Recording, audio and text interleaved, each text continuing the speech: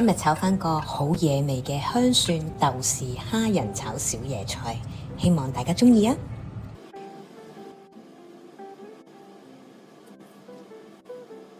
我哋喺蝦背嗰度介一刀，跟住咧將蝦腸攞出嚟，跟住咧我哋放入鹽、豆粉同埋油去醃佢一陣間。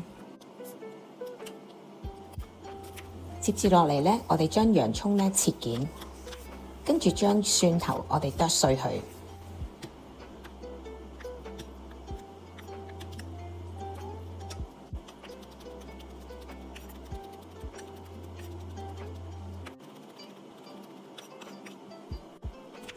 預備幾片薑片，最後就將小椰菜切開一半。預備熱水，先將小椰菜呢煮到腍身，放少少鹽同埋油，令到佢啲色澤更加翠綠。煮到軟身之後撈起備用。個鑊稍為微溫，跟住就加油，放入蝦仁，煎到佢兩邊少少金黃色，我哋就攞起備用。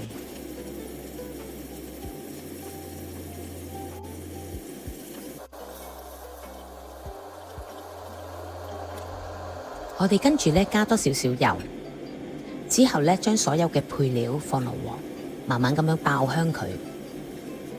爆到差唔多嘅時候啦，我哋將小椰菜加埋落去，再炒佢一陣間。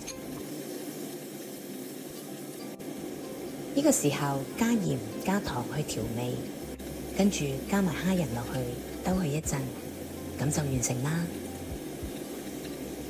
香蒜豆豉蝦仁炒小椰菜，唔知大家鍾唔鍾意呢？多謝收睇，歡迎訂閱、like 同埋 share。